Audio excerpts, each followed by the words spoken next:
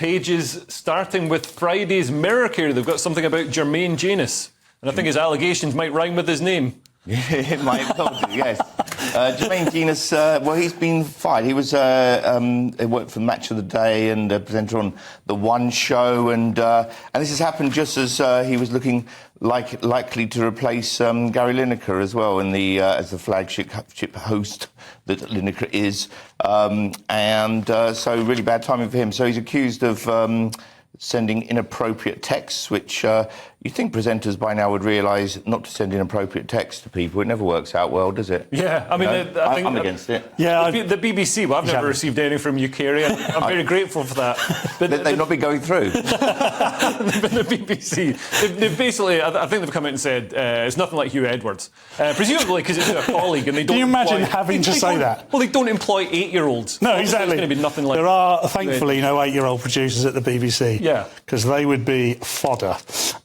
Yes, I mean, there's not much we can say because we don't know anything. Obviously, Jermaine Genius has come out today. He was live on Talk Radio, I think, Talk Sport, when he was sacked by the BBC, and he said he's speaking to his lawyers and there's two sides of the story. Yeah. I imagine the reason this, you know, if you think about it, Hugh, I don't know him, just call him by his first name, but let's just go with Hugh. You know, he was employed for a good year on a ridiculous amount of money before he was even sacked. But I'm assuming that pundits such as Jermaine Genius are actually freelance. Yeah. And they're paid. You know, they've got a limited company and they're set up that way. So it's very easy just to part ways. Yeah. And do you think this could have been a honey trap set up by Gary Lineker so he could? You never. just so he could. Perhaps it was Gary that he was texting. Moving on, what's in the front cover of the Express, Paul? Why is it only rich can get Alzheimer's wonder drug? So this story we covered up the top there was a wonder drug for dementia patients has been rejected by the NHS, but has been given the green light to be used privately. So there's nothing wrong with it. The NHS have actually deemed it that it doesn't offer enough benefit to justify the cost. I'm not sure what the metrics of that are. This is very difficult, really, isn't it? Because you create this situation where it looks on the surface like poor people don't have access to the best medication. But poor people don't have best access to anything. So, you know, and the NHS can't afford to buy everything. So it would be a bit unfair just to blame the NHS. I just wonder if it's about time, and I'm pretty sure the NHS aren't driving towards this, but maybe it's about time we offer some sort of NHS Plus where you can contribute towards it. I think paying £20,000 a year for Alzheimer's drugs is the NHS Plus. And I think a lot of people, Kerry, are now moving away. I think a lot of people can't wait for months and months to be treated, so they are moving into the private system, which means that when Rachel Reeves puts tax up yet again, because taxes keep creeping up and up, people black hole. There's that black hole. Yeah, people aren't going to feel that they're getting anything back. If people are having private education for their kids, private healthcare, why are they being rinsed for so much tax? Yeah, look, we can't pay out for absolutely everything, and I'm not sure I go quite with that. The poor people can't have anything anyway, so therefore let's give them nothing. But it's also... By the way, just for clarity, that's not what I was saying. I'm one of the poor people. I'm deliberately paraphrasing it. But he's pretending also, he's one of those Twitter accounts. It's not cost effective, and it's not a wonder drug either. There've been doubts about it. The EU also haven't gone with this because they have concerns over side effects such as swelling and potential bleeding in the brain. I don't know how common they are. A bonus. Well, Fiona Carragher of the Alzheimer's Society said the decision could lead to uncertainty and confusion, which is really unfair on people with Alzheimer's to have even more uncertainty and confusion anyway. That's a bit like refusing a drug for people with inferiority complex because they don't matter much. Obviously, what would be nice is to be able to give every drug to everyone, and I think it's a shame we can't, but realistically, it's not the wonder drug, and it's got side effects, and it's not effective enough for the NHS to pay out at this price, at £20,000 a year. And of course, there's also the matter that a huge number of people would presumably want this drug. I mean, 900,000 people would be eligible for the drug, could benefit from taking it, and that's rising to 1.7 million people in the future. So that's a huge. And that's a much bigger question, isn't it? Why are so many people getting Alzheimer's and dementia? It does seem like... I think it's because people are living longer. Yeah, it is. There's more people, I guess. Yeah. We could probably solve it. If you just give us a couple of minutes, we'll be back and we'll solve this issue. But I really don't know. I just think I'm all for bashing things because I love it. That's what I get paid to do. But it's difficult here to bash the NHS because, they can't just do everything. I don't know. I think there's some other stuff. I mean, the transitions for people. Nobody's gonna die if they don't get an artificial penis grafted onto their whatever. I think there's stuff that people want and there's stuff that people need. And I think Are you saying you can't get an artificial penis? You can. I'm offering you one right now. Really? Yeah. Moving on. Yeah, let's move on. That's a really good idea. Let's move on. Moving on to the Times, Kerry. What have they got in front? Top academics attack Labour for failing to protect free speech. So this was the plan to tackle cancel culture in universities and looked like it was all going ahead. And then Bridget Phillipson, who's the Education Secretary, has decided to suspend this legislation because it would have forced universities to defend free speech on campus. Which would be terrible. Oh, wow, did it nearly come to that? Oh, wow, we nearly had free speech in a place where people should be making arguments and discussing ideas.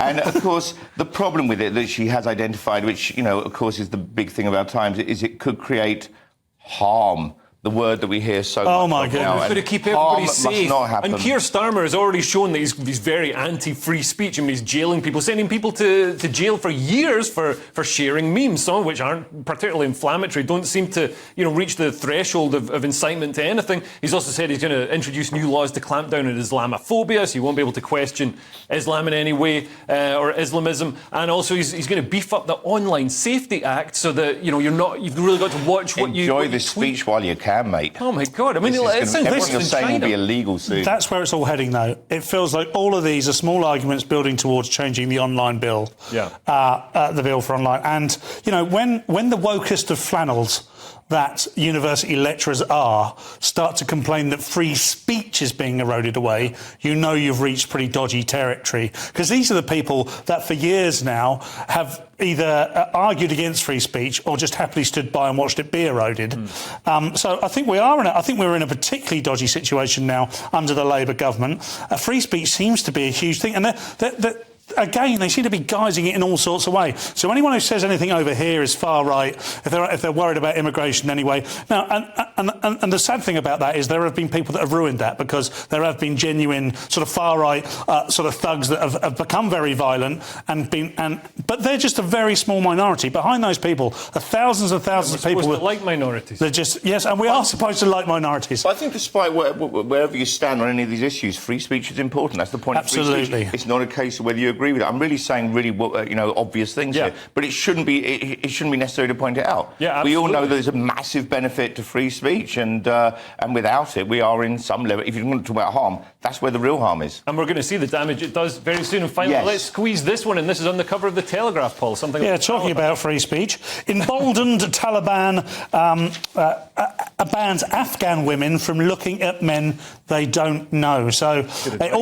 also forbids talking too loudly, singing or reading the Quran in public. But men, of course, must not trim their beards. So all perfectly progressive stuff. Is that for men or for men and women? Men and women. It's also forbidden for an adult woman to look at a strange man, which is kind of going to restrict. She won't be able to work here. Yeah, how are you going to know? Is it only a strange man or a man who's a stranger? Well, how are you going to know if he's strange until you look at him? That's how you can tell to know him whilst looking at the ground. The Taliban have ordered women not to look at men. I think they've been doing that with me as well as I'm getting older. I've found. So I think the Taliban they're behind it. Something to do with that. They've also the Taliban have recently fired men from the Taliban who can't grow a beard. Right.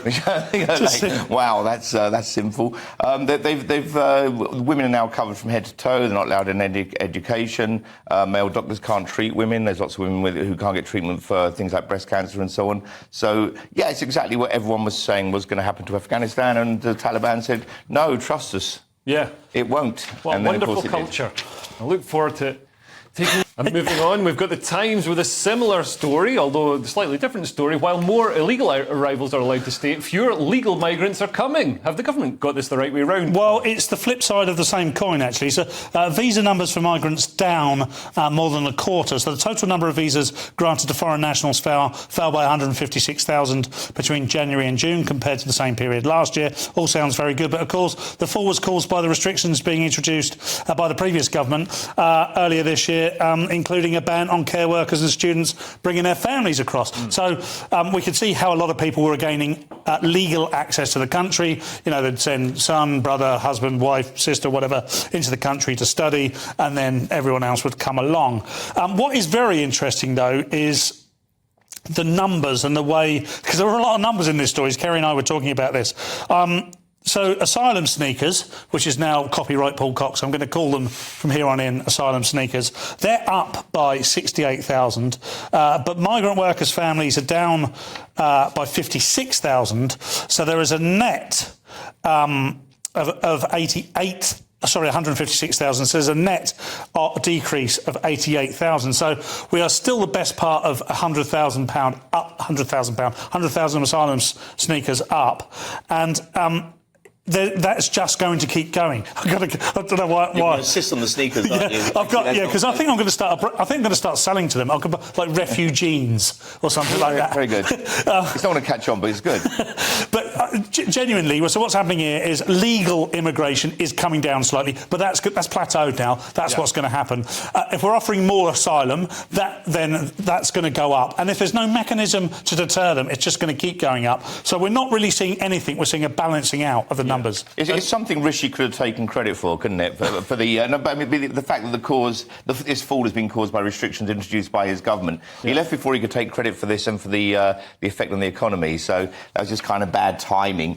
Ben Brindle, he says that the visa numbers dropped in the last few months of the Conservative government, and emigration has also been rising. So in theory, this should mean a decline in the net migration over the coming year. In theory, Ben Brindle is a researcher at the University of Oxford's Migration Observatory. I'm not quite sure what that is. It sounds like some kind of tower with a telescope watching migrants arrive. It's just pointed at the shore. Yeah, it's pointed at the shore, just seeing loads coming in. Hey, focusing on that one. We got, I don't know, I'm just saying words now. Well, I'm just going, look, they're coming here, there's lots of them, and really we don't know what to do about it. And when we hear about numbers like this, what we're hearing is it's like a drop in inflation. There's still inflation going on. Yeah. Also, it's not like there's deflation or stagnation. I think Starmer... This is like temporarily good figures. So. Starmer and the Labour establishment are very happy that these people are coming here, not just because of their, the core thing is that diversity is a strength, but also because they'll tend to vote Labour once they're settled and once they've got their ID cards and everything.